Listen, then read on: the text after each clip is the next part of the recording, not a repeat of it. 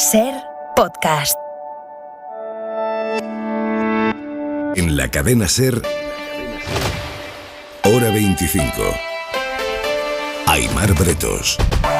Rusia ha terminado de aplicar esta noche de facto un apagón informativo en su país, bloquea las dos principales redes sociales del mundo, que son Facebook y Twitter, y además el Parlamento ruso ha aprobado en sus dos cámaras, además con una diferencia de 5 horas, ha aprobado una norma que castigará con hasta 15 años de cárcel a cualquier periodista que publique desde Rusia noticias sobre las acciones rusas en Ucrania que las autoridades rusas consideren falsas. Eso en la práctica es cualquier información crítica respecto a la invasión rusa en Ucrania. Es un cepo gravísimo al periodismo independiente, al que no escriba lo que dicta el Kremlin o lo que el Kremlin acepta. Medios como la BBC están sacando ya a sus periodistas de allí, de Rusia, ante la amenaza que supone esta posibilidad de cárcel para los corresponsales. Y la invasión ha dado hoy un salto cualitativo con el ataque a la mayor central nuclear de Europa, que es la de Zaporizhia, está al sureste del país. Las tropas rusas la han tomado bajo su control en un ataque que ha provocado un incendio en un edificio de la central, pero no en los reactores, que están bien. El Organismo Internacional de la Energía Atómica mantiene que no hay fuga de material radioactivo, tampoco riesgo, pero su director general reconoce que la situación es muy frágil y muy inestable, sobre todo porque, hasta donde sabemos, el ejército ruso mantiene cautivos a esta hora a los trabajadores que estaban de guardia en la central, trabajadores ucranianos, así que tampoco hay mucha información de lo que está pasando dentro. El embajador de Rusia ante la ONU ha asegurado esta noche que no han atacado la central, que todo es una obra de un supuesto grupo de sabotaje ucraniano que pretendía incendiar la central para culpar a Rusia de ello. Esa es la versión rusa. La Unión Europea considera que es puramente falsa y advierte a Putin: es absolutamente inaceptable porque podría tener consecuencias catastróficas, una catástrofe ecológica y humanitaria para toda Europa. El ejército ruso debe respetar perímetros de seguridad en torno a las centrales nucleares. Necesitamos garantizar la seguridad de esas zonas, porque la seguridad de todo el continente europeo está en riesgo. Y ante la toma de control de la central por parte de Rusia, el presidente ucraniano Zelensky ha pedido hoy a los rusos, al pueblo ruso, que no se quede quieto ante este ataque. Ciudadanos de Rusia, me dirijo a vosotros. ¿Cómo es posible algo así? Si luchamos juntos en 1986 contra las consecuencias de la catástrofe de Chernóbil, si no lo habéis olvidado, entonces no debéis callar. Debéis decírselo a vuestras autoridades, salir a la calle y decir que queréis seguir viviendo. La ONU ha anunciado hoy que va a crear una comisión independiente para investigar si Rusia está cometiendo crímenes de guerra en su invasión a Ucrania. Nos vamos a ir en directo a la capital ucraniana, en Kiev. Ahora mismo, ¿cuál es la situación? Nicolás Castellano, enviado especial, buenas noches. ¿Qué tal? Buenas noches, Aimar. Pues la situación es que se acaban de producir bastantes explosiones de manera continuada. Se escucha incluso sonidos de arma ligera, metralla, a muy pocos metros de aquí, del centro de Kiev. Es la evolución militar de esta situación que también se escucha de esta manera. Este soniquete Aimar que hemos escuchado mucho estos días de manera puntual se convierte casi en constante a estas horas, y lo que también es nuevo es la presencia de carros de combate de tanques en las avenidas principales. Como este que veíamos avanzar esta tarde en dirección a la estación de tren. Los que se quedan, como Raisa, 82 años, intenta resistir. Amamos nuestro país y nunca hemos pensado que Rusia, nuestro vecino, pueda cometer un crimen contra Ucrania. Raisa, que se emocionaba junto con su hija porque lleva ya varios días metida en un subterráneo que en realidad era un antiguo teatro, un teatro que estaba en uso hasta la noche de los bombardeos, y donde Anabel, editora de libros como el de Héctor Alfa-Seolince, una editora muy famosa en esta parte del mundo, dice que ella no se piensa ir de Kiev. No lo creo. No tengo fe en esto. Yo tengo fe en que se recupere y entonces que pueda salir a la calle de mi ciudad y reconstruir todo. Eso es lo que estoy preparada a hacer. Así que por ahora no pienso salir. Puedo ayudar y apoyar a la gente que quiere salir ahora. Por ejemplo, como la gente mayor que por la noche salió de Kiev. Entonces esto es claro lo que se hace. Pero yo personalmente pienso quedarme. Anabel, que piensa quedarse ayudando, por ejemplo, a Raiza, Nikita, otro pequeño que está en ese teatro refugio. Otra noche a la que se prepara Neymar para vivir el sonido de las bombas. Nico, gracias. Hasta luego.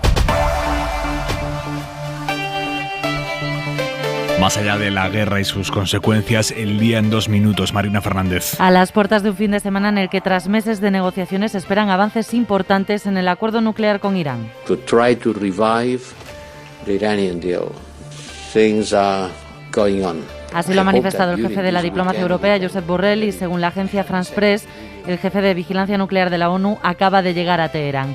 Un viernes en el que el Gobierno ha reconocido que no va a impulsar por ahora eliminar o limitar la inviolabilidad del rey. Lo ha dicho la ministra de Justicia, Pilar Llop. La inviolabilidad es una cuestión que está contemplada en la Constitución y que ahora mismo no se darían las mayorías suficientes para abordar cualquier reforma que tuviera que ver con la inviolabilidad. La inviolabilidad, además de la prescripción y las regularizaciones fiscales, son los argumentos con los que la Fiscalía, recordamos, ha archivado las investigaciones contra Juan Carlos I.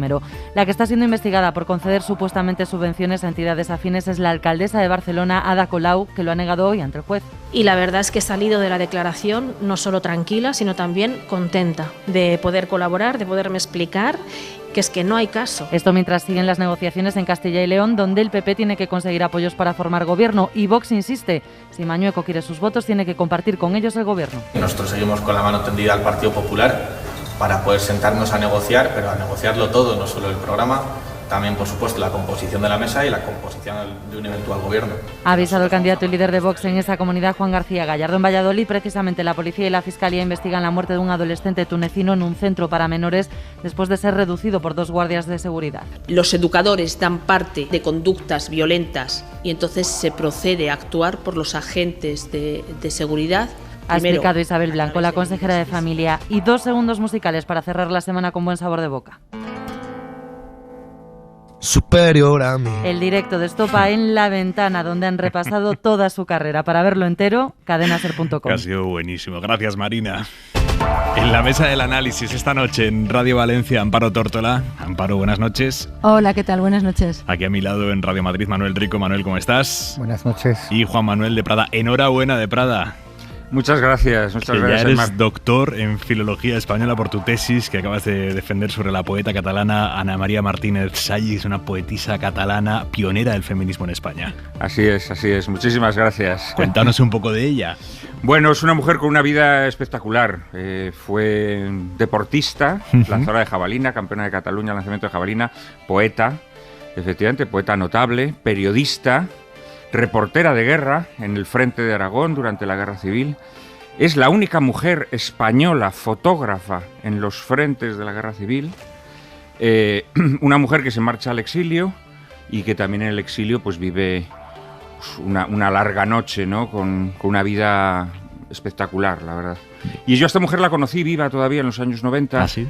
Ella me dio su obra inédita, me pidió que a los 20 años la publicara y fue preparando la obra inédita de esta mujer, en donde me di cuenta que tenía que hacer una gran investigación sobre su vida, ¿no? Y he escrito una tesis de 1800 páginas que espero publicar en un par de meses y ya te la traeré, ¿no? Pero bueno, es un personaje único, de verdad. O sea, yo no he visto una vida tan espectacular como la de esta mujer, Ana María Martínez Sallis. Yo hace 20 años ya le dediqué un libro, Las esquinas del aire, una especie de biografía novelada. Oye, ¿te apetece que hagamos un día unas 9:30, una entrevista a las 9:30 amplia para hablar de ella? Yo creo que sí, que le gustaría mucho a los oyentes, porque de verdad ya te digo que es un personaje increíble, uno de esos personajes que fueron célebres en los años 30 y que con la larga noche del exilio pues desaparecen de la memoria y se pierden en el anonimato. Pues pactado queda. Enhorabuena, de Prada. Muchísimas gracias, Aymar. Y en la contra de Hora 25.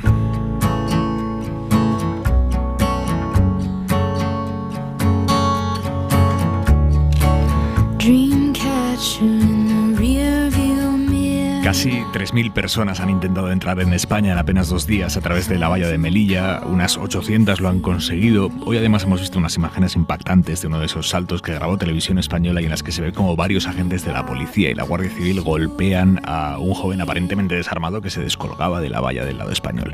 La delegación del gobierno ha denunciado el uso de violencia por parte de estos migrantes, pero al menos en esas imágenes que hemos visto, Manuel Javois, buenas noches. ¿Qué tal, Aymar? Buenas noches. Lo que se aprecia es una buena asomanta a un hombre que se estaba descolgando de una valla. Sí, completamente indefenso. A mí me preocupa muchísimo que todo lo que denunciemos en los medios de comunicación sea porque lo hemos visto grabado. Es decir, como si verlo grabado fuese la garantía definitiva de que eso y nada más que eso ha ocurrido. Cuando todos sabemos, por desgracia, que todo lo que ocurre en la vida ocurre detrás de las cámaras. Lo bueno y lo malo no suele ocurrir delante. A veces no es necesario grabar. A veces no es imprescindible llegar a enseñar las imágenes para poder creer. En este programa durante muchos años he comentado muchas veces el delicado riesgo de que las voces de autoridad y por tanto las voces creíbles por los tribunales y por el periodismo sean precisamente las voces de los acusados. Y sabemos que muchas veces al agredido se le achacan agresiones previas que no han existido. Sabemos también que muchas veces al agredido se le achacan pruebas en su contra que ni existen ni existirán. Y sabemos también, por desgracia, que el Estado de Derecho tiene un déficit de equilibrio en cuanto a versiones. Hoy un vídeo nos ha enseñado la verdad y una vez vista a mí, yo lo que me pregunto es por las verdades que no nos han enseñado otros vídeos. Esa es mi preocupación.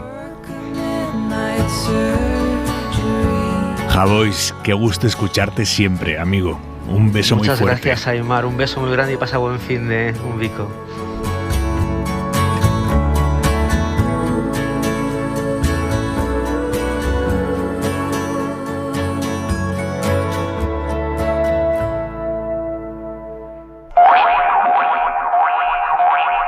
Alfredo García, experto en centrales nucleares, supervisor de la central nuclear de Ascó, ingeniero en telecomunicaciones. Buenas noches.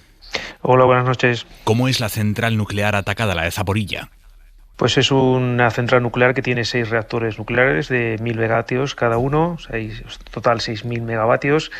Es una central de segunda generación, una tecnología de agua a presión, son reactores equivalentes a los que tenemos en España, con una tecnología muy similar, prácticamente la misma tecnología y el mismo nivel de seguridad que tenemos en España. Son reactores que tienen edificio de contención, por ejemplo, que no tenía Chernóbil, y al mismo tiempo pues múltiples sistemas de seguridad. La bomba o el proyectil ha caído en un edificio que no eran los reactores, pero ¿y si llega a haber caído sobre uno de los reactores? Es difícil hacer una evaluación de un proyectil sin conocer qué tipo de carga explosiva tenía ni cuáles eran sus características, ¿no? Pero la impresión que yo he visto por las imágenes es que un proyectil de ese tipo no habría hecho daño a los reactores.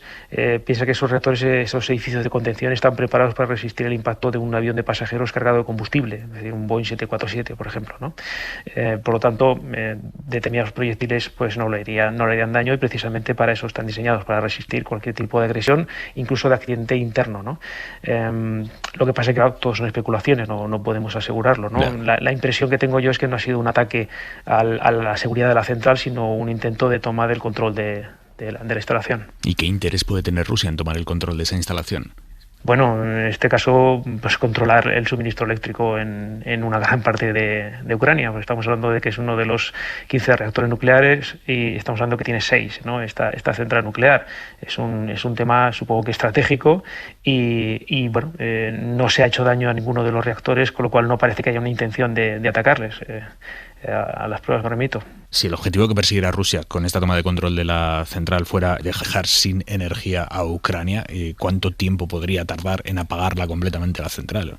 Bueno, es que ahora mismo de los 6 reactores solo está funcionando uno, es decir, que de los 6.000 megavatios de potencia que tiene la central, está proporcionando un 60% de potencia uno de ellos, por lo tanto estamos hablando de 600 megavatios.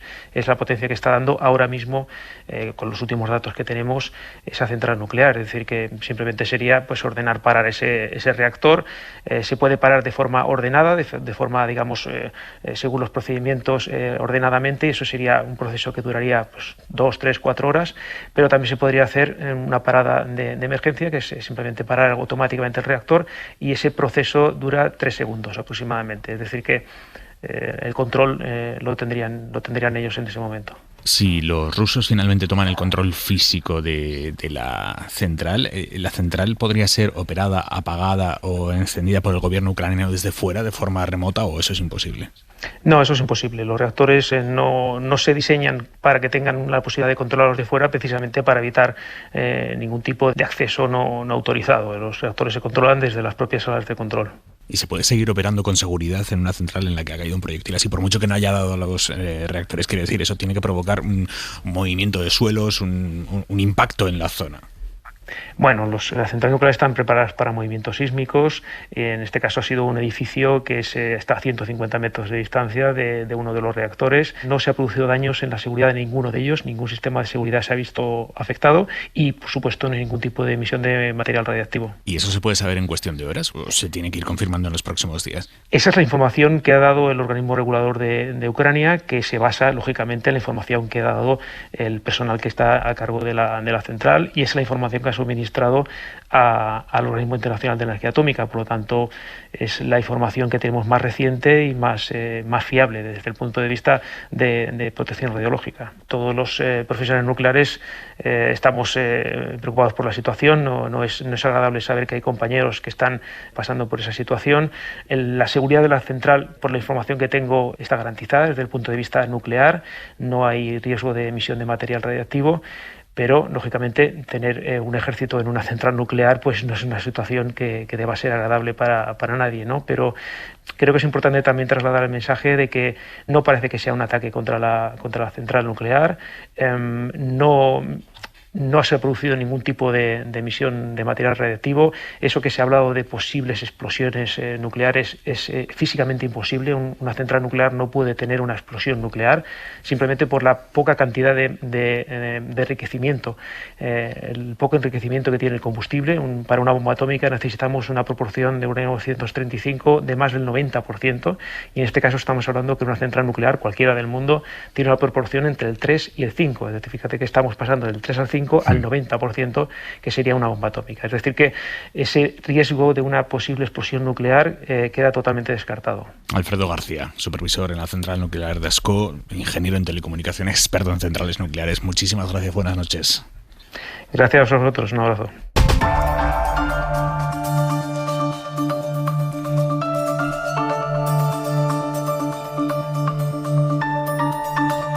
El primer ministro británico Boris Johnson ha sido durísimo hoy a cuenta del ataque a la central nuclear. Ha dicho que estas acciones de Putin amenazan directamente la seguridad de toda Europa.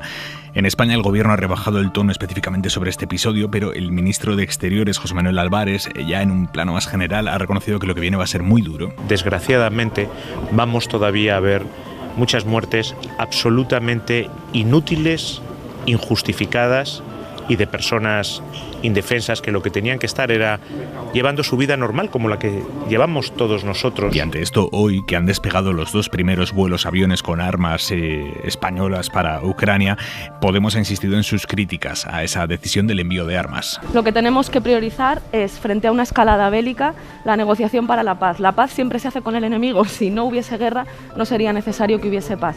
Ahora necesitamos parar esta escalada bélica. A esta posición de Irene Montero y de Yone Belarra dentro del gobierno ha contestado hoy la portavoz del propio gobierno, la ministra Isabel Rodríguez. Creo que estamos ante un desafío de gran magnitud, ante una situación en el contexto de la política internacional tan grande, que estar mirándonos el ombligo y estar en lo doméstico, desde luego, no parece quizás lo más importante. Aquí hay que estar con altura y grandeza de miras, es la actitud que tiene el gobierno de España. De Prada, Rico Tórtola, ¿qué os sugiere esta colisión interna en el gobierno, concretamente dentro de Unidas Podemos, sobre cuál debe ser la posición de España ante la invasión rusa, si hay que respaldar a la resistencia ucraniana enviándole armas que pueda usar, no hay que hacerlo? Amparo, empiezo por ti. Bueno, a ver, yo creo que en estos momentos, después de escuchar a los socios del gobierno, se puede perfectamente pensar que realmente ya no hay dos socios en el gobierno de España, hay tres, ¿no? Está el PSOE. Luego hay una fracción o un espacio que ocupan tres ministros liderados por Yolanda Díaz, por la vicepresidenta, junto con Alberto Garzón y Joan Subirats. Y luego hay otra tercera fracción, que son dos ministras, y Yone Belarra e Irene Montero. ¿Se puede mantener esta situación? Bueno, yo creo que sí. Yo creo que la legislatura no está en riesgo porque hay intereses muy importantes por parte, sobre todo, yo creo que en estos momentos del PSOE, por mantener la legislatura. Primero, porque estamos en plena situación de recuperación económica. Segundo, porque se van a manejar importantes fondos Next Generation que vendrán desde Bruselas. Tercero, porque hay un dato para mí muy importante que a veces no se tiene en cuenta, y es que en el segundo semestre de 2023, de julio a diciembre, le corresponde a España el turno de presidencia de la Unión Europea, y yo creo que Pedro Sánchez, el presidente del Gobierno, quiere llegar tranquilamente a esa situación, ¿no?, de liderazgo europeo. Y luego hay otro dato que para mí también es muy importante y que de alguna forma me hace pensar que la legislatura va a terminar y va a terminar en tiempo y forma, y es que no hay que olvidar, ya lo han señalado algunos medios de comunicación, que el año que viene también, en octubre, la infanta Leonor cumple su mayoría de edad y tendrá que jurar la Constitución. Y todos esos datos me hacen pensar que, bueno, por supuesto, el contexto internacional en estos momentos de crisis, ¿no?, de crisis brutal, que el Gobierno no va a saltar por los aires, pero evidentemente va a ser una situación complicada conforme avance esta crisis, ¿no?, esta situación de Ucrania. De Prada, ¿cómo lo ves tú? Bueno, vamos a ver. Yo creo que la posición de estas dos ministras, de Yone Belarra y de Montero, de Irene Montero, a mí me parece muy respetable. Me parece tan respetable que en un principio iba a ser la posición del Gobierno. En un primer momento el Gobierno no iba a enviar armas, ¿no? Y yo creo que razones contra el envío de armas las hay, indudablemente las hay. Sospecho que tuvo mucho que ver el discurso de Borrell, ¿no?, en donde dijo que no olvidaremos a aquellos que no estén de nuestro lado, para el cambio de parecer del Gobierno. Pero yo creo que la cuestión del envío de armas sí es una cuestión que se puede discutir, y se puede discutir desde muchos puntos de vista, y uno de ellos, de manera casi como un lapsus freudiano, lo ha mencionado el ministro de Asuntos Exteriores, ¿no?, cuando dice que en los próximos días vamos a ver a muchos civiles morir. Y claro, uno de los problemas de esas armas es que muy probablemente armen a civiles que no tienen experiencia en el manejo de armas, pero que automáticamente se van a convertir en objetivos militares. Entonces, bueno, yo sí que creo que es una cuestión que se puede discutir. Lo que pasa es que creo que Podemos, es evidente que tiene una marejada interna que desborda esta cuestión, y es la ruptura que se ha producido con Yolanda Díaz, una ruptura soterrada, cada vez menos soterrada, cada vez más evidente, pero creo que evidentemente está detrás de toda esta cuestión, ¿no?, que quizá esta cuestión la haya hecho estallar, pero creo que es evidente que hay un divorcio en el seno de Podemos, y creo que es evidente que cada vez más que Yolanda Díaz quiere construir su proyecto político al margen de Podemos, o al margen de lo que ha sido Podemos hasta hoy, ¿no? Pero en líneas generales sí que creo que es una posición que se debería haber tenido en cuenta, ¿no? No sé si solamente con los argumentos que esgrime la ministra, que son argumentos estrictamente pacifistas, que son muy considerables, pero creo que hay otros complementarios para discutir si el envío de armas es la mejor solución que pueda adoptar la Unión Europea en esta crisis. Yo creo que la Unión Europea tiene que adoptar un papel protagonista, porque realmente lo que está ocurriendo en Europa. Y yo creo que la Unión Europea ha vivido al margen de lo que estaba sucediendo en Ucrania durante muchos años, desde el 2014, y yo creo que es hora de que adopte un papel mucho más protagonista. Y efectivamente, la ministra Montero se puede decir, hombre, es que es muy naif decir que es que hay que buscar la paz, ¿no? Pero es que realmente yo creo que esa es la misión principal. La Unión Europea tendría que conseguir sentar al presidente Putin y a Zelensky, tendría que lograrlos hacer sentar, ¿no?, para discutir la manera de salir de esta guerra.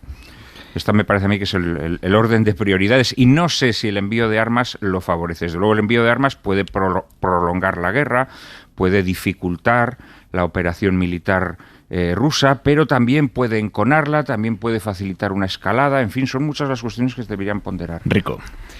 Bueno, a ver, yo creo que hay un choque que ha aparecido muy claro entre la realidad y el deseo, ¿no? El deseo legítimo de todos, yo creo, es bueno, pues que no haya guerra y que se imponga la negociación, y yo creo que es un marco que efectivamente no hay que abandonar. Y además en España casi siempre parece que una cosa excluye a la otra, ¿no? Pues yo creo que efectivamente todos los gobiernos deben seguir intentando esa vía diplomática, porque ese es el deseo de que se imponga a la guerra. Pero ¿no crees que el discurso de Borrell lo excluía? Es que no tengo ni idea, pero luego hay una realidad, y la realidad es que hay un señor agrediendo salvajemente en este caso a Ucrania, y por lo tanto la realidad en este caso se tiene que imponer al deseo, porque tú puedes desear, y yo comparto ese argumento pacifista, tú puedes desear que haya paz, tú puedes desear que se imponga la vía diplomática, pero como ahora a las 11 van a caer 3 bombas sobre Kiev, y a las 11:15 otras, y mañana van a seguir pues eso, masacrando a unos ciudadanos, pues hay que actuar, ¿vale? Entonces, por lo tanto, en mi opinión, es legítimo y es lo que hay que hacer, enviar armas, porque el agredido tiene un derecho a la defensa. Y en este caso, ¿quién es el agredido? Está claro, y por lo tanto, quien tiene derecho a defenderse también. Igual que a mí me hubiese gustado que los gobiernos democráticos hubiesen enviado armas a la República cuando los fascistas de Franco y su banda se sublevaron, pues yo creo que con todos los matices, con todos, que no es lo mismo los años 30 que ahora, que no es lo mismo la República que el régimen que había en Ucrania, perfecto, pero la esencia, el gran titular es el mismo, que cuando una nación es agredida tiene derecho a defenderse.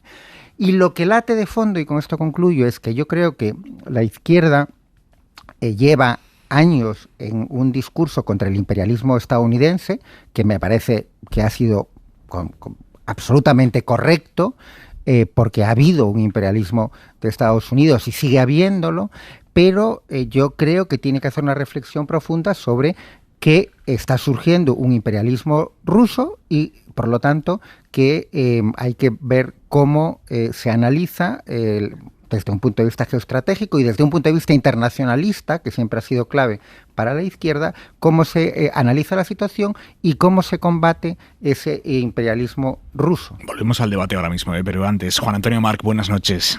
Buenas noches. Juan Antonio Marc es diplomático con una larguísima trayectoria, uno de los diplomáticos españoles que mejor conocen las dinámicas en esa región, porque ha sido embajador de España en países como Rusia, Bielorrusia, Uzbekistán, Turkmenistán, Armenia. Señor Marc, usted que fue además presidente de la Conferencia de Desarme, que es un foro de negociación internacional sobre el control de armas, ¿cómo valora el envío de armas desde España a Ucrania? ¿Le parece una buena decisión? Bueno, yo creo que las cosas tienen que ir muy en paralelo, ¿no? El envío de armas es necesario en este momento porque hay que mostrar que hay una decisión de poder defender a una población que ha sido terriblemente violada. Pero hay que entender muchas más otras cosas, yo creo, ¿no? Primero hay que intentar encontrar el mediador en esta crisis, porque yo creo que hay posibilidades de encontrar una solución y cada día que pase juega en nuestra contra.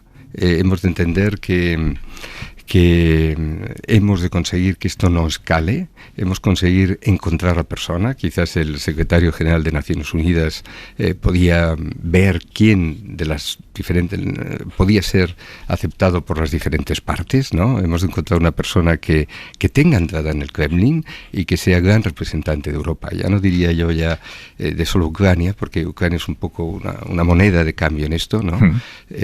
Nosotros tenemos que encontrar esta persona. ¿En quién está pensando? No estoy pensando. Estoy realmente señalando cuál yo creo que es el camino. Hay una reflexión, yo creo, muy importante del gran pensador sobre la evolución del régimen primero soviético y luego ruso, ¿no? Que es justamente un americano, Stephen Kotkin, que dice, mira, una de las grandes diferencias entre Hitler y Putin es que Hitler fue en 1938 a Múnich y allí Dedalier y Chamberlain le dieron todo lo que él pedía. Pero salieron de la reunión Chamberlain y Dedalier, que habían dado todo, contentos, cuando en verdad tenía que ser lo contrario porque habían cedido en todo, y Hitler, que había obtenido todo, salió muy enfadado. ¿Por qué? Bueno, porque Hitler quería la guerra. y no estuvo contenta de aquella reunión porque como consiguió todo lo que había pedido, no podía empezar la guerra. Entonces, ¿qué hizo? Bueno, pues invadir Checoslovaquia y luego invadir pues a Polonia, y entonces no hubo más remedio que empezar la guerra. Y esa guerra la quiso empezar a toda velocidad y avanzando en todos los frentes, y jamás se le hubiera pensado ningún tipo de alto el fuego, ¿no? Stefan Kotkin dice, yo creo que Putin es el contrario. Putin ha pedido unas cosas y que como no se le han dado, ha empezado la guerra.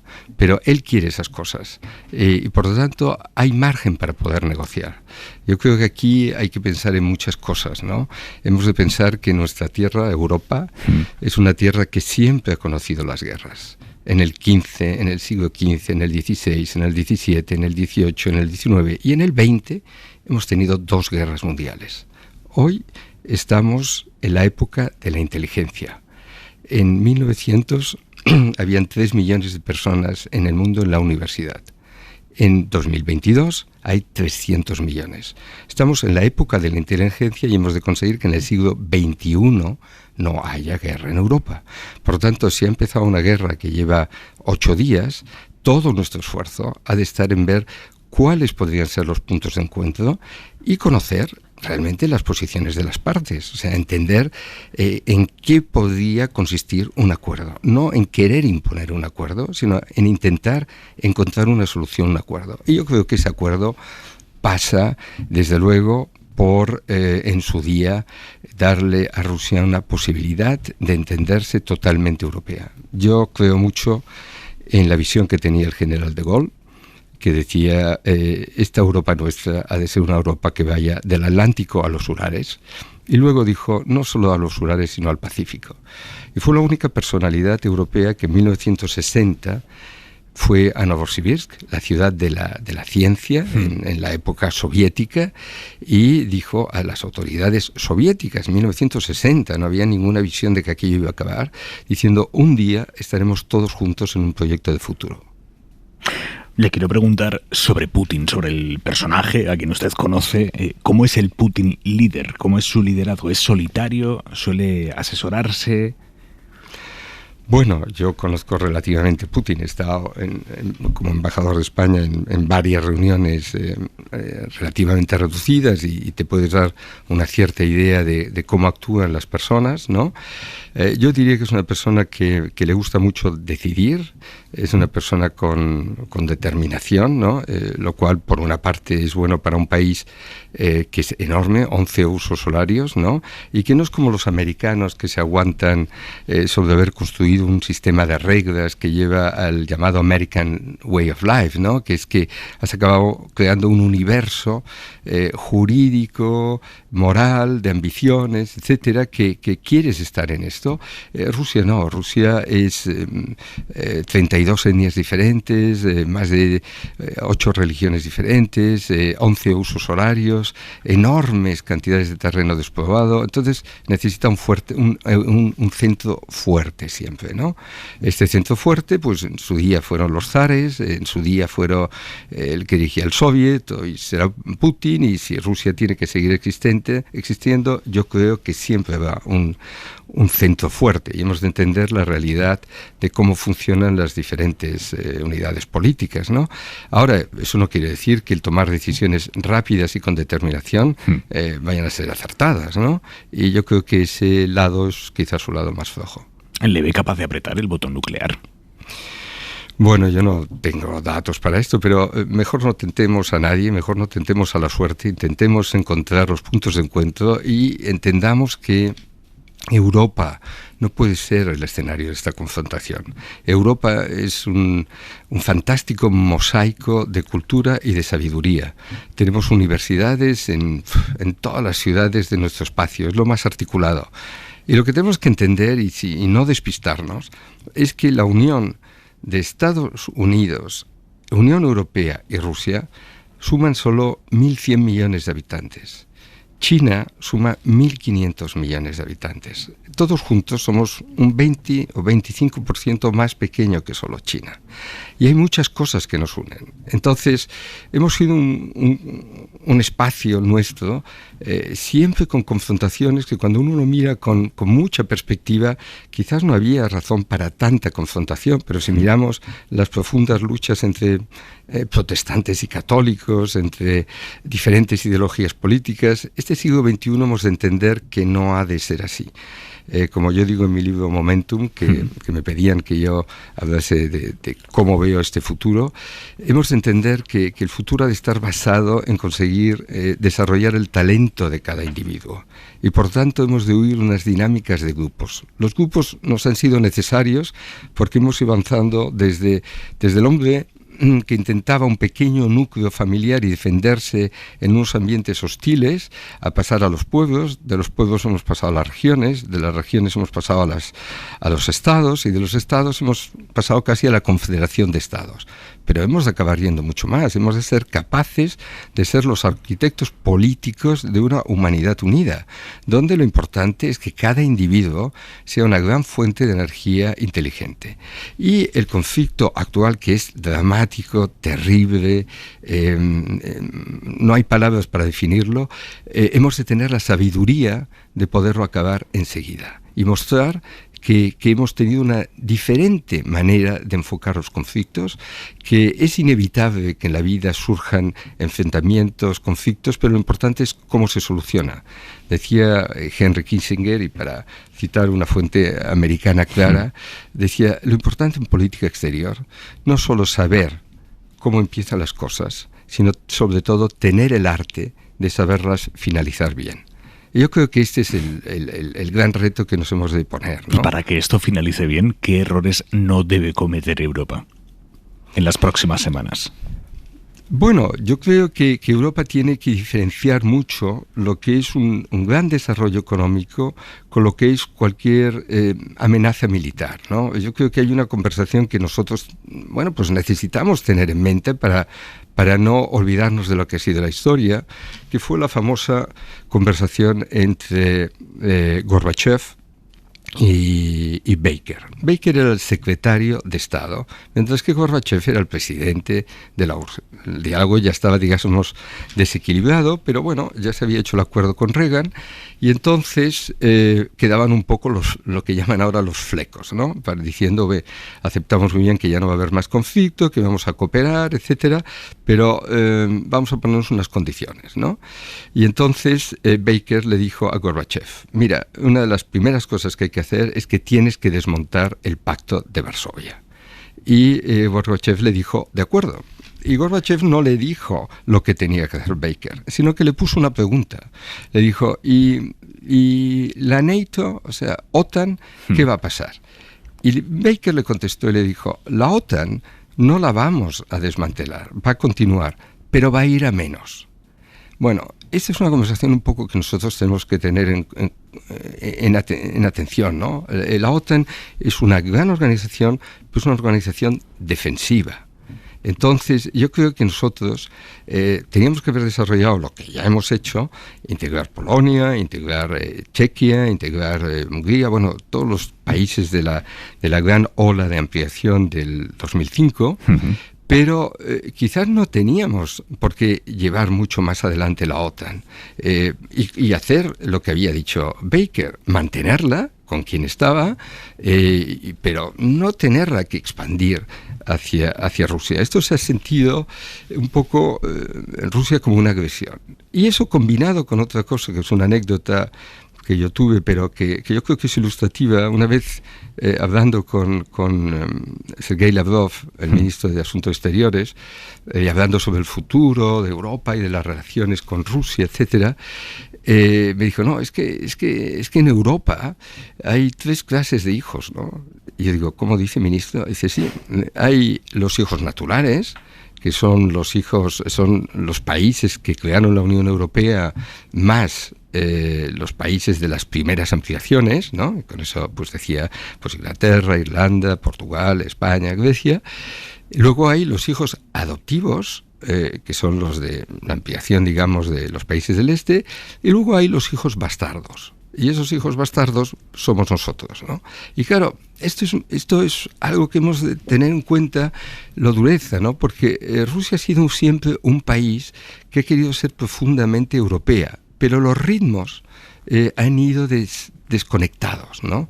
Ellos es un país que nosotros no podemos entender la literatura europea sin tener en cuenta a Dostoyevsky o sin tener en cuenta a Tolstoy o Chekhov. Es imposible, ¿no?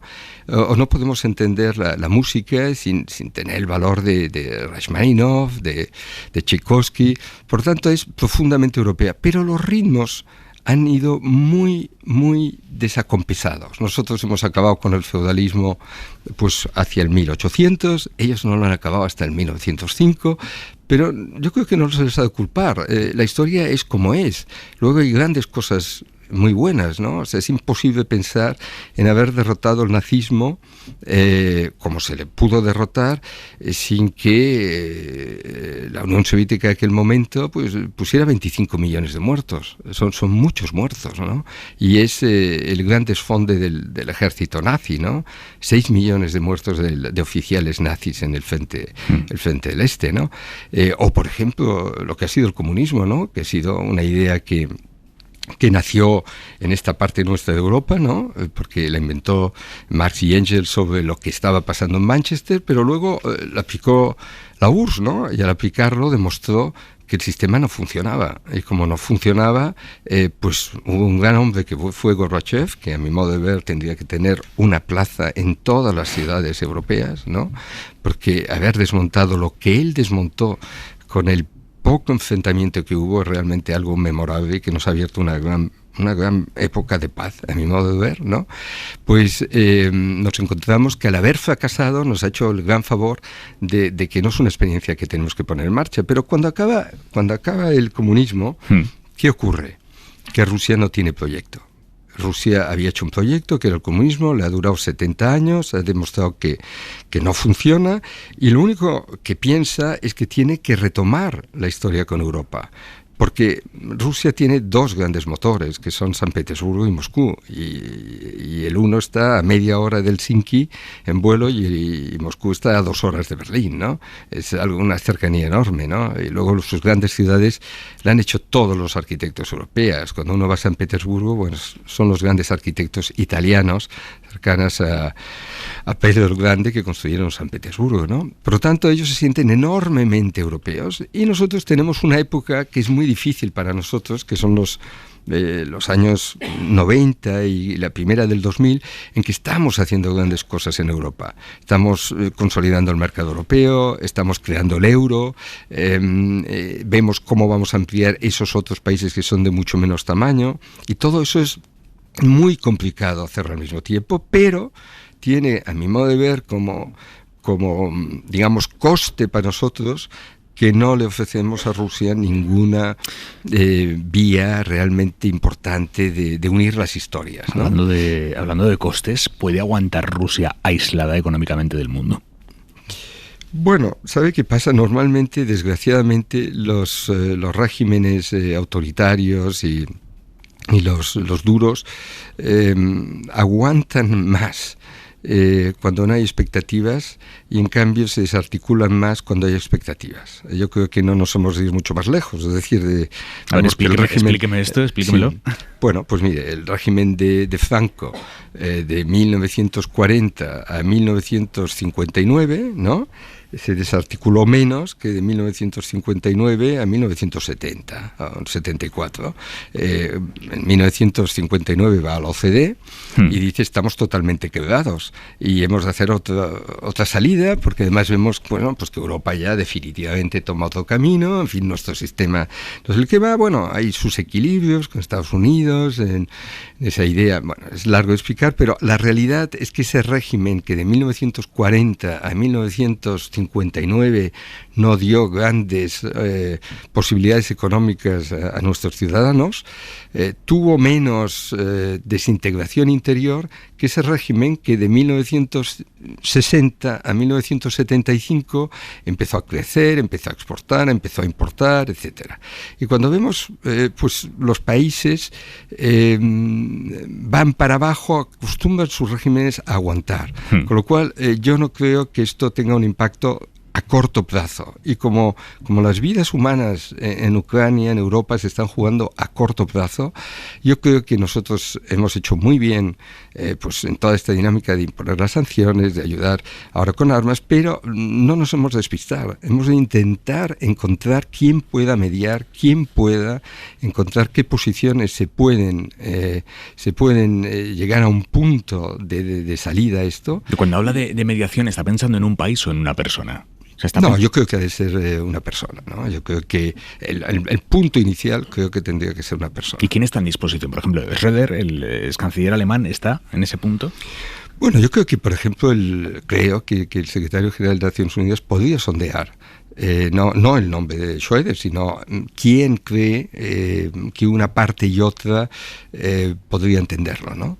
En el caso nuestro, del conflicto que hubo en Osetia, digamos en Georgia, en el año 2009, sí, ¿no?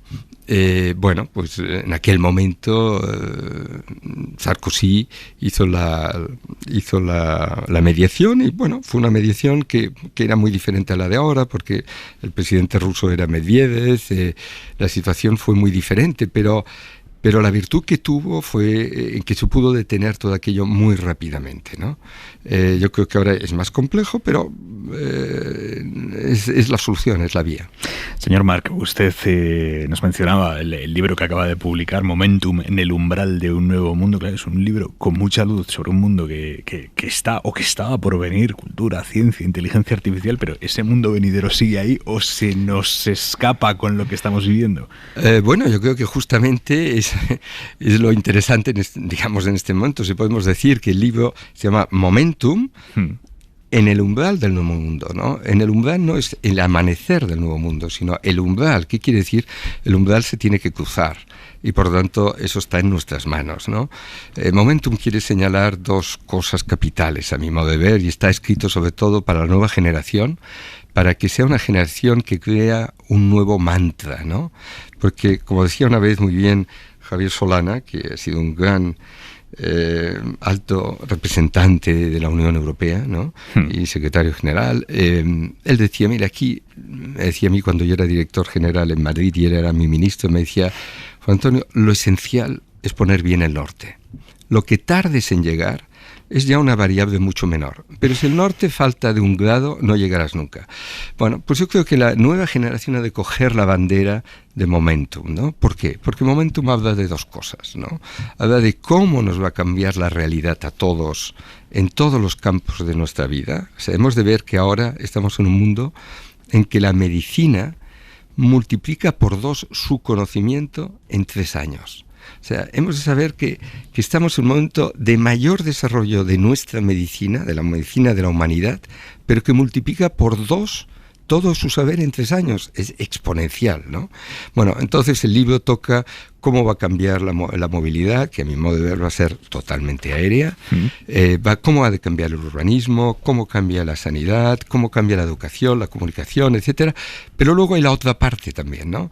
Que dice que todo esto está sobre arenas y no sobre roca, si no conseguimos desarrollar una nueva arquitectura política mundial. Y esta nueva arquitectura política mundial, a mi modo de ver, humilde modo de ver, ha de estar basado en el individuo, en poder desarrollar el talento de cada una de las personas que viven en nuestro planeta, no en los grupos, porque todos los grupos llegará un momento que habrá siempre una confrontación. Y cuando alguien me dice, bueno, pues esto no es muy realista porque es lo que tenemos, digo, mira, hay un caso que nos ilustra que es posible. Y es justamente el caso americano. ¿Por qué? Porque Estados Unidos, en 1787, se dotó de una constitución cuando eran solo 3 millones de personas y vivían en una pequeña parte de la costa atlántica. Y era un grupo, digamos, de orígenes muy semejantes, todos los 3 millones que vivían, ¿no? Bueno, esta Constitución de 1787, que tuvo la virtud de establecer cuáles eran las reglas del juego, ¿no?, ha permitido seguir siendo válida y organizando el juego de una comunidad que ha pasado de tener 3 millones a tener 330. Es decir, que se ha multiplicado más de 100 veces.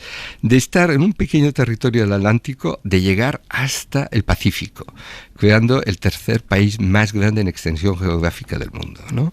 De tener una sociedad básicamente agraria a integrar una sociedad que entre en la revolución industrial, que entre en la revolución financiera, que entre en la revolución tecnológica y que en ese cambio profundo los está asumiendo todo. De tener unas poblaciones con una media de edad de 48 años a unas poblaciones con una media de edad de 82. Y de tener unos grupos, digamos, humanos, de un origen muy cercanos todos, a integrar pues latinos, asiáticos, africanos, todo tipo. Por lo tanto, si eso se ha podido conseguir en un momento que casi no había comunicaciones, que no sabíamos ni lo que iba a venir, ¿cómo la humanidad en este momento que está tan sofisticada no puede llegar un momento y encontrar la manera que organiza el nuevo juego?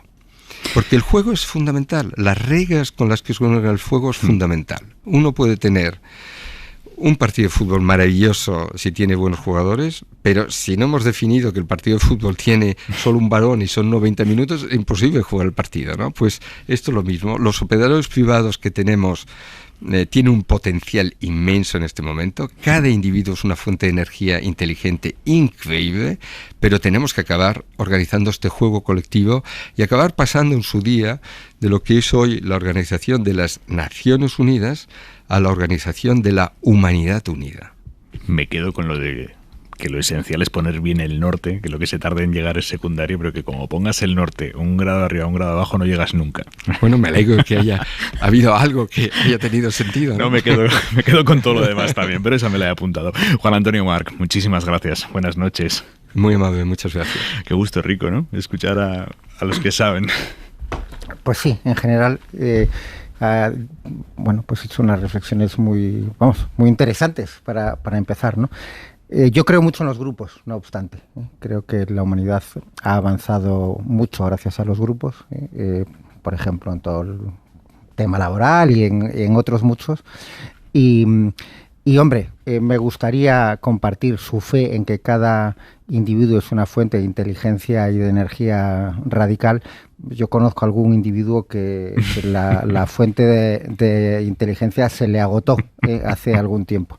Pero bueno, quiero decir que más allá de eso, sobre todo las reflexiones que ha hecho, bueno, pues sobre Rusia y bueno, también que ha sido algo muy citado durante estas semanas, ¿no? Ese compromiso verbal de Estados Unidos de no ampliar la OTAN hasta los límites de Rusia. Bueno, en fin, yo creo que toda su reflexión sobre lo que ocurre allí es muy interesante de escuchar y me ha parecido realmente muy buena. Y luego lo de los individuos ya pues me lo creo menos. Esto lo discutes más, ¿no? No, yo creo que ha dicho muchas cosas interesantísimas, ¿no? Yo también en algunas no estoy muy de acuerdo, ¿no? La exaltación de la figura de Gorbachov, por ejemplo, bueno, yo tengo más mis dudas, por ejemplo, pero mira, por ejemplo, cuando ha hablado de la mediación, ¿no? Pues hombre, yo creo que la mediación se puede buscar una personalidad, tú has mencionado a Schröder, pero bueno, vamos a ver, ahí está, por ejemplo, China, India. Hubo 33 países que se abstuvieron en esta votación de la Asamblea de Naciones Unidas. Entre esos países yo creo que hay varios que podrían tener una capacidad para hablar con el presidente Putin, por ejemplo. No olvidemos que China y la India tienen más población que Europa y América del Norte juntas, por ejemplo. Y la economía rusa ahora va a depender mucho de estas dos naciones, por ejemplo, ¿no? Bueno, yo creo que tú antes decías, Manuel, que hay que alternar la diplomacia con medidas en las que se perciba, bueno, que hay una... Sí, pero yo, por ejemplo, pero yo en el discurso de Borrell no vi la otra parte. Es decir, yo en el discurso de Borrell vi un énfasis en la capacidad coercitiva que dijo él, ¿no? Pero no vi un énfasis en esta parte, por ejemplo, que yo, honestamente, creo que es la que puede dar una verdadera solución a esta situación, ¿no? Porque lo otro, bueno, yo le veo sus complicaciones. Eso de mandar armas. Venga, os mandamos armas para que sigáis disparando.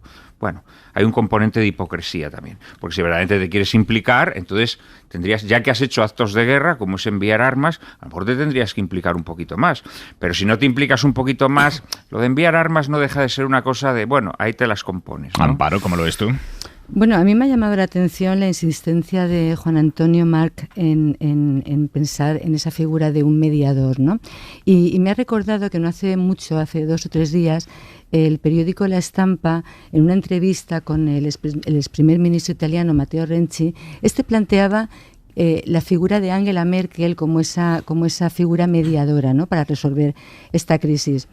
Y lo explicaba muy bien Matteo Renzi, porque decía, es la única que puede hablar con Moscú, con Washington, con las demás capitales, además sobreañadido, ¿no?, habla ruso, ha tenido muchísimos encuentros durante sus 16 años como canciller con el presidente ruso Vladimir Putin. Entonces me ha sorprendido, por un lado, la insistencia de Juan Antonio Marc, pero sobre todo me ha sorprendido que no citara el nombre de Angela Merkel, ¿no? He pensado que era la persona hacia la que él iba a apuntar, ¿no?, ese perfil de mediador bien visto por todas las partes que en estos momentos tienen mucho que sentarse y negociar en este conflicto. Por cierto, mencionabas a Matteo Renzi, él es uno de los ex primeros ministros europeos que han renunciado en los últimos días como consejeros de firmas rusas. Renzi era, creo que, no, sí, de Delimobil, formaba parte del consejo de administración de Delimobil, que es una de las mayores empresas rusas para compartir coches y demás, y ha dimitido como consejero de esa empresa. Decía, bueno, por no estar de acuerdo en el papel que está jugando Rusia. Sí, pero fíjate que al mismo tiempo, en estas declaraciones que hacía el diario italiano La Stampa, no ponía el acento en Rusia, es decir, no intentaba decir que Rusia es el actor que lo está haciendo todo mal. No, él pensaba que la figura de Angela Merkel precisamente podía facilitar el diálogo con Putin, ¿no?, con Rusia. Dejaba a un lado sus sentimientos más íntimos, ¿no?, que le habían llevado a esa dimisión, y pensaba en una figura de referencia de talla mundial que pudiera ser una vía de sentimientos más íntimos que le hayan llevado a esa dimisión, o también cálculos reputacionales, que yo creo que ha habido mucho de eso. Bueno, es que los cálculos reputacionales también tienen que ver mucho con la intimidad de cada uno. Y empezamos a cerrar este viernes 4 de marzo, Marina, con este sonido. El de las manifestaciones multitudinarias que se han celebrado hoy en diferentes capitales europeas para rechazar la invasión rusa y apoyar a Ucrania, como la de Georgia, que ha pedido su adhesión a la Unión Europea. En la Plaza de la Libertad de Tiflis, miles de personas han escuchado el himno nacional de Ucrania y el mensaje del presidente Zelensky, que también han proyectado en Frankfurt, Alemania. Zelensky ha pedido a los europeos que salgan a la calle y reclamen el apoyo de sus países a Ucrania, porque si Ucrania cae, Europa caerá después. Según Moscú, este fin de semana se van a volver a reunir las delegaciones ucraniana y rusa para seguir negociando. En el último encuentro acordaron establecer corredores humanitarios, pero en Gerson, ciudad controlada ya por los rusos, Ucrania denuncia, lo cuenta el Washington Post, que las tropas de Moscú han impedido la entrada a 19 camiones con material porque aseguran que se van a encargar ellos de la ayuda humanitaria. Mañana salen de aquí otros 2 aviones con armas rumbo a Ucrania y Pedro Sánchez recibe a la presidenta de la Comisión, Ursula von der Leyen. Y el ministro de Interior, Grande Marlaska, viaja a Melilla para reunirse con la delegada del gobierno allí, los responsables de las fuerzas de seguridad, tras los intentos masivos de saltar la valla desde Marruecos de estos últimos días. Marlaska ha defendido la actuación de los agentes, pero el defensor del pueblo, Ángel Gabilondo, ha pedido información a la Secretaría de Estado de Seguridad sobre los golpes. Los hemos visto grabados a una de las personas que consigue cruzar. En un comunicado, la institución sostiene que se puede apreciar un uso desproporcionado de la fuerza. Acaba de terminar con empate a 0 el Alavés-Sevilla. Álvaro Benito, buenas noches. Hola, Aimar, buenas noches. Pinchazo de un decepcionante Sevilla en Mendizorroza, así que el Real Madrid tiene una oportunidad mañana frente a tu Real Sociedad, en caso de que gane, de colocarse 8 puntos por encima. Mientras tanto, con ese empate, el Alavés... Estás dando por hecho que gana. No, en caso de que gane, lo he puesto condicional, se colocaría 8 puntos por encima y la Liga va acabando, con lo cual parece que el Madrid lo tiene más sencillo y el Alavés con este empate sigue en descenso a 3 de la salvación. Te escuchamos en media, Álvaro. Hasta ahora.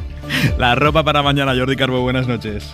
Buenas noches, ropa de invierno, es más, ropa que nos abrigue más que las últimas horas, que ya han sido frías, y es que durante el fin de semana quizá es lo que vamos a notar más en todo el país, un descenso de temperaturas que irá acompañado de viento que acentuará más esta sensación de frío y de muchas nubes. Tendremos más ratos de sol que las últimas horas, pero en general muchas nubes y especialmente activas en dos puntos. Por una parte en el Cantábrico, también en el Mediterráneo y muchísima atención, sobre todo a partir de mañana al mediodía, en provincias como Murcia o Alicante. De nuevo la lluvia puede caer de manera torrencial, además con nieve en puntos de montaña. ¿Va a bajar mucho la cota de nieve? ¿Dónde hay que estar más atentos? Pues sí que va a bajar bastante, para ser ya mes de marzo, se puede situar en muchos momentos por debajo de los 1000 metros, y eso quiere decir que, por ejemplo, puede nevar en la misma ciudad de Teruel, y es que en la Ibérica en muchos pueblos va a nevar en cotas, prácticamente en todas las cotas, pero también en los Pirineos, en la cordillera Cantábrica, insistimos por debajo de los 1000 metros, incluso en las montañas más orientales de Andalucía, también tendríamos esta cota de nieve por debajo de los 1000 metros, hasta bien entrada la madrugada del domingo. Hasta mañana, Carbo, hasta el lunes. Yo vuelvo el lunes, tú no sé. No, yo también. Buen fin de semana. Adiós.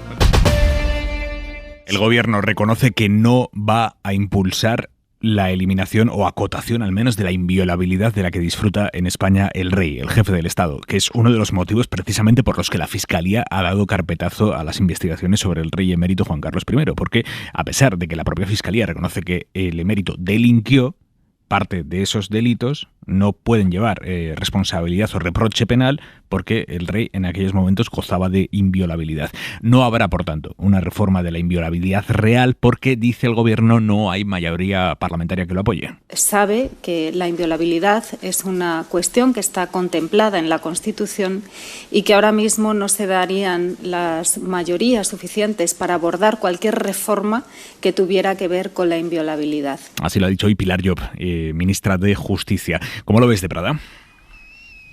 Bueno, vamos a ver, pues que no le falta razón, en el sentido en que la inviolabilidad del rey está blindada y por lo tanto eso es muy difícil. Se puede discutir la figura y sus límites.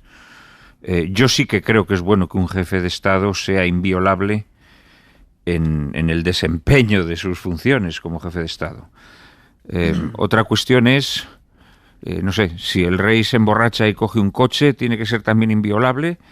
Si el rey en sus actividades ajenas al rango y al cargo que ocupa y a las responsabilidades políticas que le corresponden realiza acciones que puedan ser delictivas, tiene que ser también inviolable. Esto es lo que a mí me parece mucho más dudoso. Pero que como jefe de los ejércitos o como las funciones que le atribuye la Constitución, políticas, sea inviolable, yo sí, esto sí lo veo bien. Esto sí lo veo bien porque si no, claro, podría ocurrir que un cambio de gobierno pues hiciera que lo que se vio bien hace unos años pues se considere que el rey tiene que ser juzgado por eso, ¿no? Pero esto otro es distinto. Ahora bien, no nos engañemos. En este sentido, aunque de forma cínica, la ministra tiene razón. Esto no se puede cambiar. Tortola. Sí, a ver, yo creo que cuando se incluyó el precepto de inviolabilidad del rey en la Constitución, se hizo en un momento y en un contexto histórico muy concreto, ¿no? Donde lo que se buscaba era pues la estabilidad institucional y política de un país, de España, en unos momentos en los que, bueno, pues la democracia era muy incipiente, todavía había mucha inestabilidad política y ese sistema democrático estaba amenazado, ¿no? Como se vio años después. ¿Qué pasa? Que los años han pasado, estamos en un momento completamente diferente y lo que no se puede permitir un Estado democrático, entiendo yo, es que la inviolabilidad del rey se vea por parte de los ciudadanos como un sinónimo de impunidad. Eso es lo que a mí me parece preocupante, ¿no? Creo que en estos momentos ese precepto de inviolabilidad del jefe del Estado se puede convertir en un boomerang que vaya contra la propia institución. No creo que al actual rey de España, al rey Felipe, no creo que le interese que ese precepto se mantenga tal y como está, porque no le beneficia en nada, porque hay un rechazo social hacia esa sensación de impunidad que desde luego se ha acrecentado con los últimos los últimos acontecimientos y los últimos escritos de la Fiscalía. Por tanto, creo que sí que es necesario replantearse el sentido y la vigencia de ese precepto constitucional. Es cierto lo que dice la ministra Pilar Llop, no hay una mayoría en el Congreso para abordar en estos momentos la reforma constitucional que exigiría. Pero bueno, es un tema que habrá que plantearse en algún momento. Recuerdo que en mi primera intervención he dicho que en octubre del año que viene, la que está llamada a suceder al actual rey de España, su hija, cumple la mayoría de edad. Me imagino que ella querrá reinar y que su padre querrá que algún día sea reina de España. Y mientras que no se modernice, no se actualice la figura del rey, y eso pasa por modificar preceptos como este, eso está en peligro. Bueno, yo creo que para empezar hay una trampa en la argumentación de la ministra, ¿no? Que es que la inviolabilidad está en la Constitución. Sí, está en la Constitución, pero lo que se discute aquí son los límites. Yo creo que esto es una cosa de sentido común y es el mejor ejemplo de la demostración de que no estamos llenos de personas inteligentes, como antes decía tu entrevistado, porque es que es una cosa de sentido común. Yo creo que nadie pone en duda que el rey sea inviolable en aquellos actos que deriven de su función como jefe de Estado. Yo que soy 100% republicano, no lo pongo en duda. Me parece que sea quien sea el jefe del Estado, esa inviolabilidad es razonable. Es que aquí de lo que estamos hablando es de la inviolabilidad de sus actos privados. Entonces, quienes defienden que el rey es inviolable en todo lugar, lo que defienden es que el rey sale mañana a la calle, le pega un tiro a alguien y está bien, porque como es inviolable no pasa nada. Y pasado mañana viola a alguien y también está bien. Y el día siguiente comete abusos contra un menor y no pasa nada, es perfecto porque es inviolable. Y luego roba, que es el caso que ya tenemos sobre la mesa, que no es una hipótesis como las anteriores, sino que o es un delincuente fiscal, según la Fiscalía, y no pasa nada. Y a mí de verdad me parece que es algo increíble que haya ciudadanos españoles que puedan defender eso. O sea, ¿cómo puede defender a alguien que alguien puede asesinar, que alguien puede robar, que alguien puede violar y está protegido por una norma constitucional? La Constitución yo no creo que diga eso. Entonces, primero, yo pongo en duda, yo creo que perfectamente se podía aclarar cuál es la extensión de la inviolabilidad a través de la ley de la corona. Una ley de la corona que sería necesario para 1000 frentes, desde la transparencia y que los monárquicos, en mi opinión, y ahí enlazo con lo que ha comentado Amparo, deberían ser los primeros en defender una ley de la corona de acuerdo con sus intereses, pero que regule todos aquellos déficits que se han demostrado en estos 40 y pico años que van contra la propia monarquía. Y luego la segunda vía para haber acotado y ponerle sentido común a esa barbaridad es la interpretación jurídica. El Constitucional podía haber interpretado perfectamente de otra forma los límites de la inviolabilidad y que no abarcaba los actos privados, que insisto, para mí es de sentido común. Yo estoy de acuerdo contigo en líneas generales. Lo que ocurre es que creo que esa interpretación no es posible, me temo. A la luz. ¿No es posible aprobar una ley de la corona donde se deje claro cuál es el sentido de la inviolabilidad? Bueno, habría que pedir informes jurídicos, tendría que pronunciarse el Tribunal Constitucional, tendrían que pronunciarse el Consejo de Estado, etcétera, etcétera, pero sospecho que sus dictámenes serían contrarios a esto. Ahora bien, en lo demás estoy totalmente de acuerdo. También es verdad que nos tenemos que hacer una reflexión. ¿Qué puede pasar por la cabeza de un jefe de Estado para hacer negocios al margen de la ley? Esto sirve lo mismo para el rey Juan Carlos que para Zelensky, ¿no? Al que le descubrieron offshores en los papeles de Pandora, ¿no? Bueno, y para Putin y toda su oligarquía, que sí. no hacen falta 10 programas de Aymar para hacer la lista de offshores. Quiero decir, ¿qué tipo de...? No sé, me resulta sorprendente, ¿no? Que una persona que se supone que bueno que el primer acto de patriotismo precisamente es no tener una economía paralela, ¿no? Esto me resulta verdaderamente llamativo porque no sé si a una persona se le forma para ser rey, quizá esto tendría que ser lo primero, porque es que yo creo que esto también destruye la institución monárquica, ¿no? Porque a mí bueno, pues que un rey sea más o menos mangante, más o menos vivales, más o menos... Bueno, creo que es algo que en sí mismo no es tan importante como el daño que se le causa a la institución.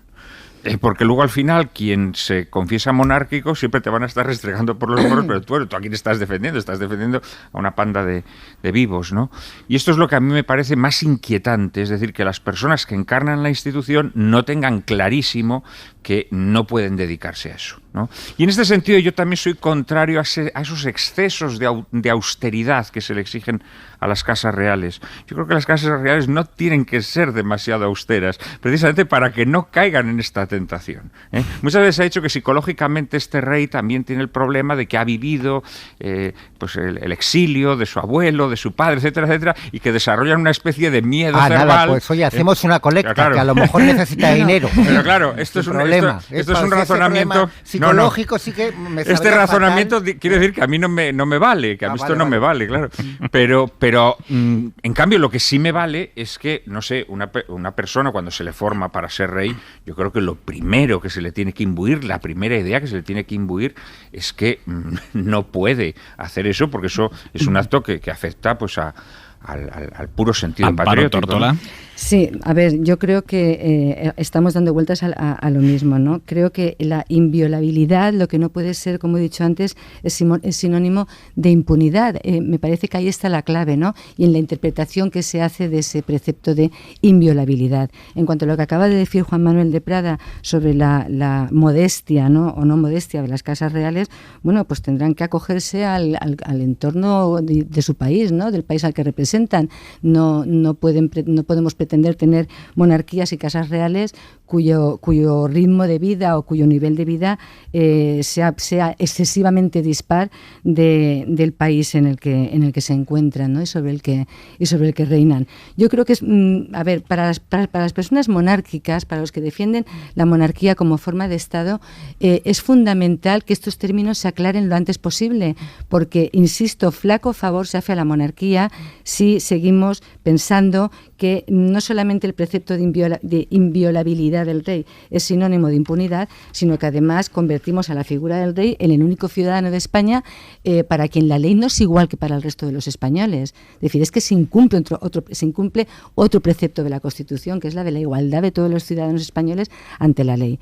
Por tanto, habéis apuntado un par de vías, ¿no? Por un lado, una ley de la corona, que por cierto yo creo recordar que en su momento el presidente del gobierno, Pedro Sánchez, sí que la anunció, ¿no? Y está durmiendo el sueño de los justos en un cajón y ahí se va a quedar. Y ahí se va a quedar, porque además eso genera un gran enfrentamiento. Ese es otro de los grandes temas de enfrentamiento dentro de este gobierno de coalición, y desde luego plantearse una reforma de la Constitución pues cuando falta año y medio aproximadamente para acabar la legislatura, pues la verdad es que lo veo complicado. Sobre el futuro de la legislatura, y me quedan unos minutos, pero quiero preguntaros, en esta semana en la que Feijóo ha dado ya un paso adelante y se ha confirmado, bueno, todo queda un mes para el Congreso y todo puede cambiar, pero en principio se ha confirmado que el próximo líder del Partido Popular será Alberto Núñez Feijóo, y que él ha llegado con esta enmienda a la totalidad del modelo de oposición de Casado. Amigos, voy a ser muy claro, no vengo aquí a insultar a Pedro Sánchez, vengo a ganar a Pedro Sánchez. ¿Prevéis un cambio en el modelo de oposición del Partido Popular, Amparo?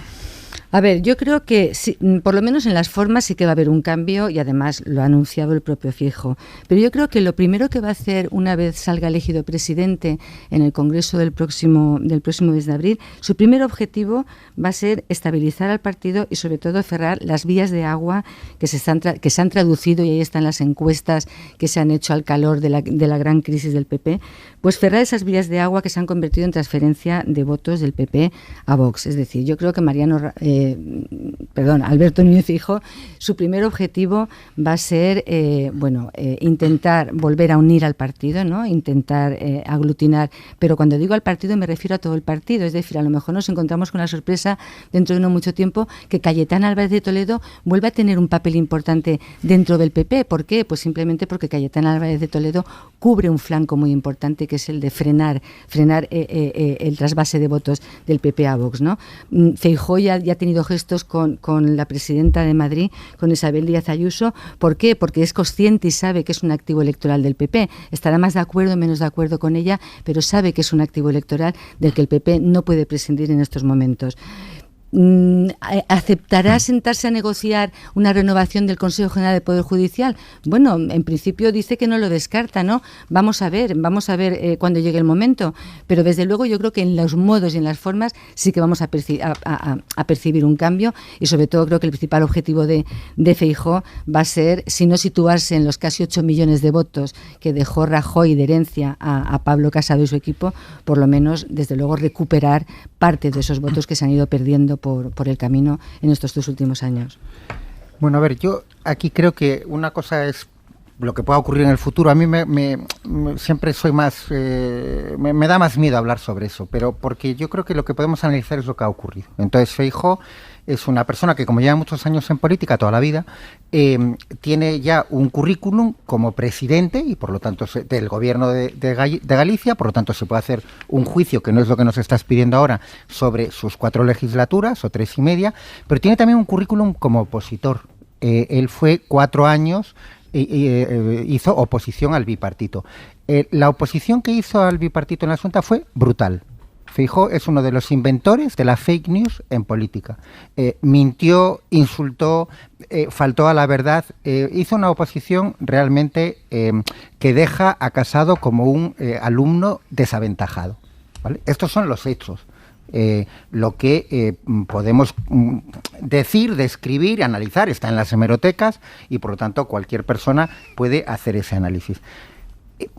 Como los dicen los que juegan a bolsa, las pérdidas o las ganancias pasadas no anticipan o no garantizan pérdidas o ganancias futuras.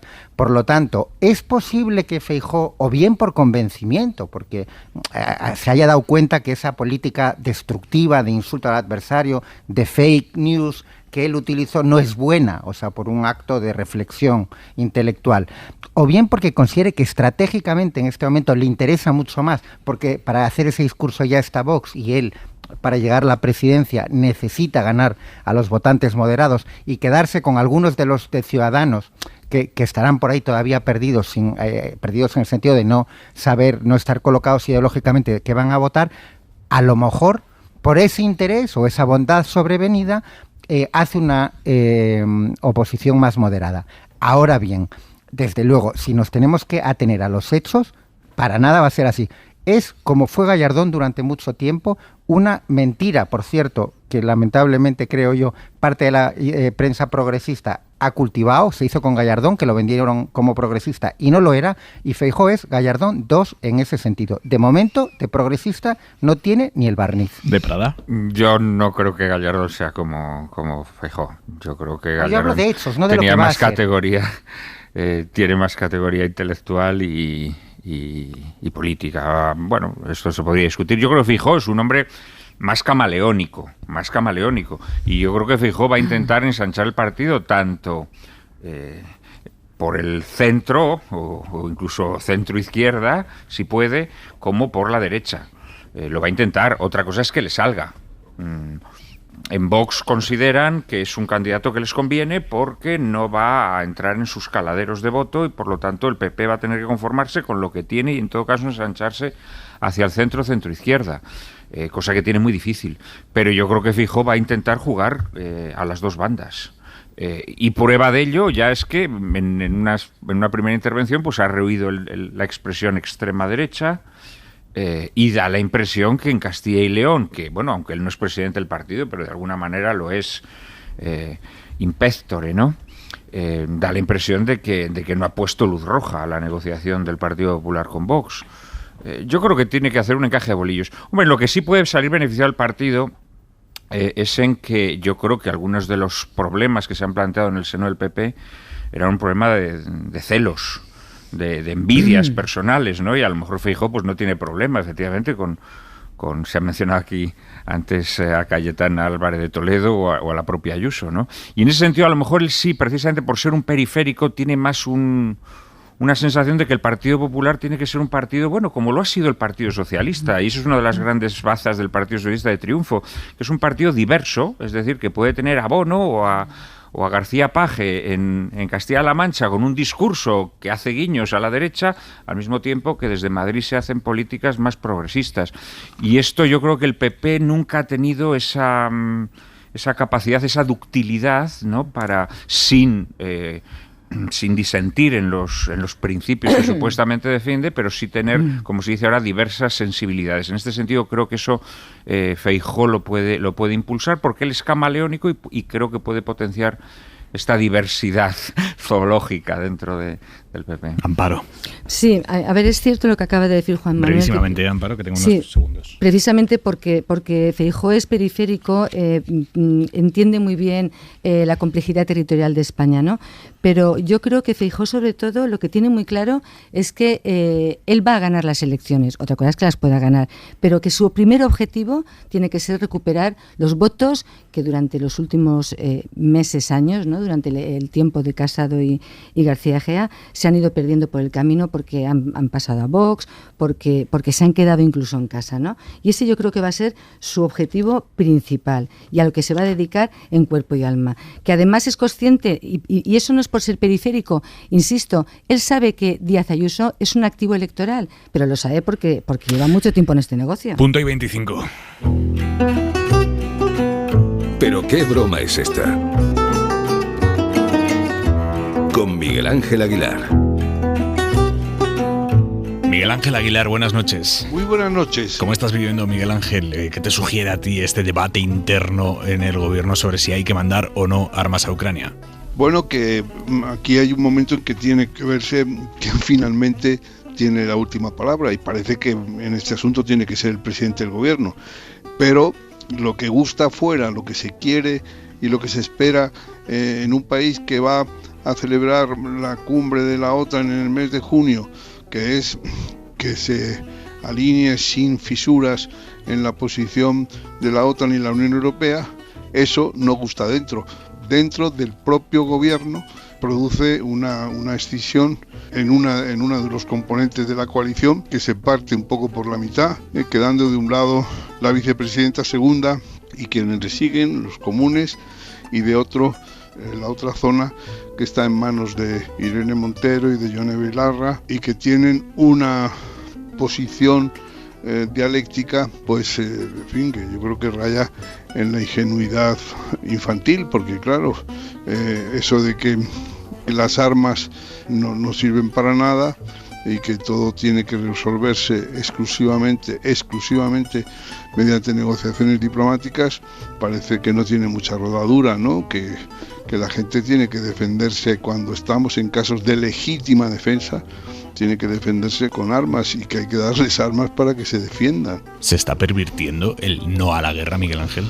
Pues yo creo que sí, porque es que el no a la guerra a quien le tendría que estallar en la cara es a nuestro Putin. La guerra no es la OTAN. La OTAN no ha invadido ningún país. La OTAN está reforzando la frontera de los países que forman parte de la alianza. Quien está con las columnas de blindados y con los bombardeos aéreos, etcétera, es Putin, y eso no puede negarse, no puede mirarse para otro lado, y además está lanzando sus armas contra población civil desarmada. Está fuera de las leyes y usos de la guerra. No se puede bombardear hospitales, ni escuelas, ni ambulancias, ni se puede privar a la población civil del agua o de la electricidad. Esto es entrar en la línea de lo que se llama los crímenes de guerra, de lo que está bajo la jurisdicción del Tribunal Penal Internacional. Miguel Ángel, buenas noches. Muy buenas noches. ¿Pero qué broma es esta? Con Miguel Ángel Aguilar.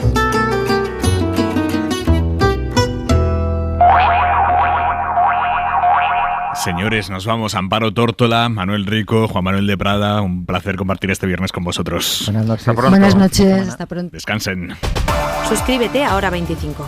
Todos los episodios y contenidos adicionales en la app de Cadena SER y en nuestros canales de Apple Podcast, Spotify, iVoox, Google Podcast y YouTube. Escúchanos en directo en la SER de lunes a viernes a las 8 de la tarde. Cadena SER. La radio.